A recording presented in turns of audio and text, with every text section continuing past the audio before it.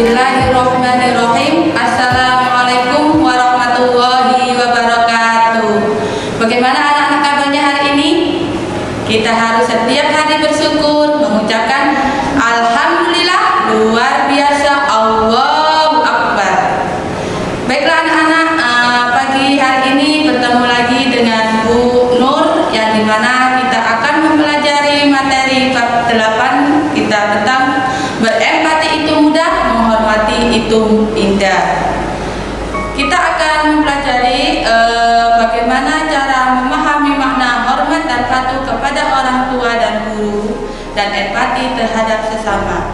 Kita akan mempelajari apa itu empati, bagaimana empati itu akan bisa timbul, dan bagaimana kita cara menghormati orang tua dan menghormati guru. Baiklah anak-anak, kita akan mempelajari apa itu empati. Empati adalah keadaan mental yang membuat orang merasa dirinya dalam keadaan, perasaan, atau pikiran yang sama dengan orang lain, atau sama halnya dengan rasa iba. Jadi, ketika seseorang itu merasakan suatu kesedihan, suatu kesusahan, maka kita juga akan merasakan seperti itu.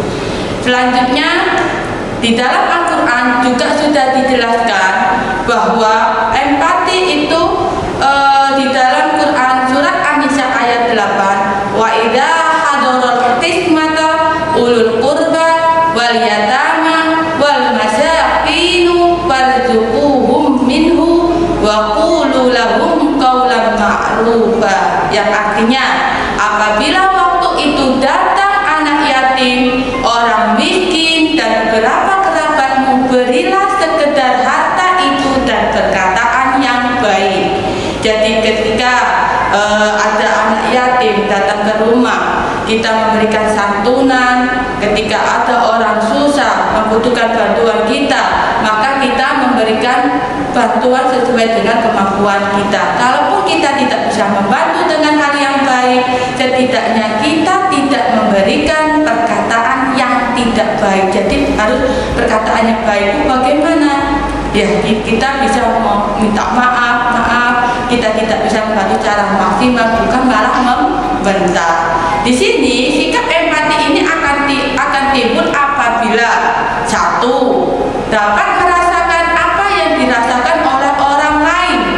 Yang kedua, mampu menempatkan diri sebagai orang lain. Artinya ketika teman kita dalam keadaan susah, maka kita juga merasakan apa yang dirasakan oleh teman kita, bukan malah kita merasakan kamu kenapa sih kok selalu begini. Bukan seperti itu, malah kita harus mengetahui apa titik masalahnya, apa titik kesusahannya. Dari situ kita berusaha untuk menghiburnya. Yang ketiga, menjadi orang lain yang merasakan. Artinya begini, kalau ketika temanmu merasakan suatu kesedihan, maka kita juga merasakan iba. Kalau temanmu ada merasakan kesusahan, maka kita berusaha semampu mungkin untuk membantunya. Nah, ini ada hadis Rasulullah yang juga menerangkan tentang empati.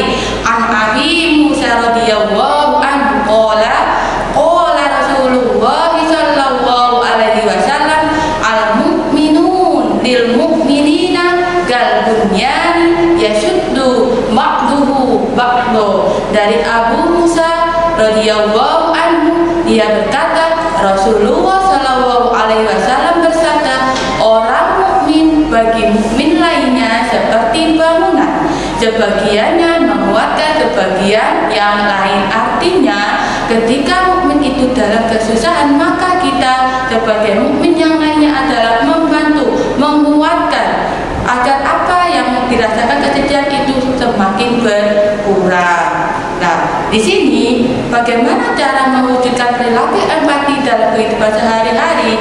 Di sini Bu Nur akan memberikan contoh-contohnya bagaimana kita berempati terhadap sesama manusia dalam kehidupan sehari-hari. Nah, bagaimana kita berempati terhadap teman, terhadap saudara, terhadap kerabat. Nah, satunya peka terhadap perasaan orang lain. Artinya ketika dia dalam kesedihan, kita tidak boleh menambah kesedihannya. Yang kedua, membayangkan seandainya aku adalah dia. Jadi ketika kerabat yang lain ada kesusahan, kita bisa harus menempatkan posisi. Jadi kita seakan-akan, oh iya, dia dalam keadaan seperti ini, jadi saya tidak harus menambahkan beban kepada dia. Jadi kita juga harus merasakan apa yang dirasakan orang lain. Yang ketiga, berlatih mengorbankan diri sendiri. Bagaimana caranya? Ketika saudara kita, teman kita, kerabat kita membutuhkan bantuan, artinya kita harus mengorbankan. Ketika kita mempunyai uang atau mempunyai sesuatu yang bisa meringankan beban orang lain, maka kita berusaha mengikhlaskan untuk bisa membantu orang lain. Yang keempat, membahagiakan orang lain. Sedikit saja bantuan yang kita berikan kepada orang lain itu bisa menciptakan kebahagiaan orang lain. Selanjutnya, setelah kita mempelajari tentang empati, kita juga mempelajari tentang menghormati orang tua. Siapa sih orang tua itu? Kenapa kita harus menghormati? Ya, di sini orang tua itu kan selaku kedua orang tua yang telah merawat kita dari kecil menjadi seorang anak dan menjadi seorang remaja, menjadi seorang sosok dewasa. Itu peran orang tua. Nah, menghormati orang tua itu bukan hanya ketika beliau masih hidup, tetapi ketika beliau sudah meninggal pun kita tetap menghormati orang tua. Bu, bagaimana caranya Bu menghormati orang tua yang masih hidup dan masih meninggal? Yang pertama, kita selalu mendoakannya. Artinya setiap kali kita selesai melakukan ibadah sholat 5 waktu, berilah sedikit waktu, selipkan doa untuk kedua orang tua. Bagaimana doanya? Kita baca sama-sama ya. Doa untuk kedua orang tua. Allahumma ghfirli waliwalidayya warhamhuma kama rabbayani shaghira. Yang artinya, wahai Tuhanku, ampunilah aku dan kedua orang tuaku. Siapa? Ibu dan bapakku. Sayangilah mereka seperti mereka menyayangi aku di waktu kecil. Nah, yang kedua, memperlakukannya keduanya dengan sopan dan hormat. Artinya, ketika kita berbicara dengan orang tua kita menggunakan bahasa yang sopan, tidak boleh dengan nada yang tinggi, apalagi dengan cara membentak. Kita tidak boleh sedikit pun membentak orang tua, karena ketika kita menyakiti hati orang tua, maka jauhlah bau surga itu dari kita. Yang ketiga, mendengarkan nasihat kedua orang tua. Tidak ada orang tua itu memperlakukan anaknya atau menjerumuskan anak itu ke lembah dosa, tetapi orang tua selalu memberikan yang terbaik, menasihati anak-anaknya dengan baik, mengajari anak-anaknya dengan baik. Yang keempat, menjalankan wasiatnya jika orang tua itu sudah meninggal. Artinya ketika orang tua kita waktu meninggal dunia, dia memesan, ada pesan yang harus dilaksanakan, maka selaku sebagai anak-anak kita harus menjalankan wasiat orang tua. Yang kelima, menyambung dan melanjutkan silaturahmi yang dahulu sudah dilakukan oleh kedua orang tua. Kedua orang tua kita itu mempunyai kerabat. Nah, ketika kedua orang tua kita meninggal, kita yang harus menyambung tali silaturahmi. Bukan ketika orang tua kita meninggal, tetapi kita hanya di situ saja memutus tali silaturahmi, itu salah. Maka perbanyaklah tali silaturahmi, maka kita akan memperbanyak saudara. Setelah kita mempelajari tentang empati, menghormati orang tua, kita juga mempelajari menghormati guru. Mengapa sih kita harus hormat pada guru? Nah, selain kita hormat pada orang tua, kita juga mempunyai sosok orang tua yang lain yang mengawasi kita, yang mempelajari kita. Tapi posisinya beda. Kalau orang tua itu berada di rumah, kita diawasi waktu di rumah, kita dipantau waktu di rumah. Nah, guru ini kita dipantau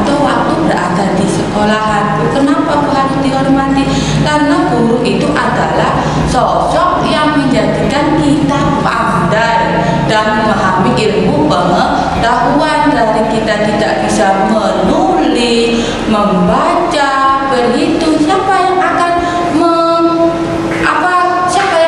bisa mengajari kalian? Yaitu sosok guru lah yang akan datang untuk mengajari kalian, sebagai firman Allah Subhanahu wa taala yang terdapat dalam Quran surat Al-Mujadalah ayat 11, yarfa'illahu alladziina aamanu minkum walladziina utul ilma darajat. Allah akan meninggikan orang-orang yang beriman di antara kamu dan orang-orang yang berilmu pengetahuan beberapa derajat. Artinya orang yang berilmu pengetahuan maka akan diangkat derajatnya oleh Allah Subhanahu wa taala. Nah, Bu, bagaimana cara menghormati guru agar kita terasa oh iya, guru ini sudah baik sama saya, guru ini sudah merasa sama perhatian sama kita, maka kita harus bertimbal balik. Kita harus menghormati guru. Di sini ada beberapa cara menghormati gurunya. Yang pertama, mengucapkan salam apabila bertemu. Ketika kita dimanapun, bertemu dimanapun, ketika guru lewat, kita harus menundukkan kepala dan memberikan salam. Apakah harus begitu? Guru tidak minta dihormati, nah, tetapi kita selaku sebagai siswa, kita harus menghormati guru. Itu menunjukkan bahwa kita itu berakhlak dan berbudi mulia. Kenapa? Orang yang berpendidikan tadi kan akan diangkat derajatnya oleh Allah. Maka karena pendidikan itulah kita mengetahui cara menghormati orang yang lebih tua. Yang kedua, memperhatikan apabila diajak bicara di dalam maupun di luar kelas. Ketika guru menyampaikan sebuah materi, maka tugas kita sebagai siswa bagaimana? Kita memperhatikan guru itu ketika menjelaskan, bukan kita malah berbicara dengan teman yang lain. Ketika guru kita mengajak berbicara di luar kelas, kita pun harus mendengarkan. Yang ketiga, rendah hati, sopan, dan menghargai. Ini sama halnya ketika kita berbicara dengan guru, kita harus menggunakan bahasa yang baik, bukan dengan bahasa yang seperti biasa kita berbicara dengan teman. Itu beda. Jadi kita menggunakan bahasa yang baik.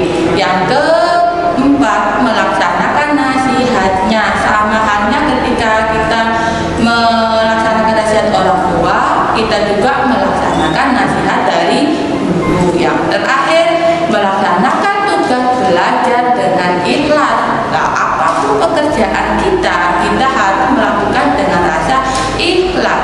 Kalau kita didasari dengan rasa tidak ikhlas, maka pekerjaan itu tidak akan terselesaikan dengan baik.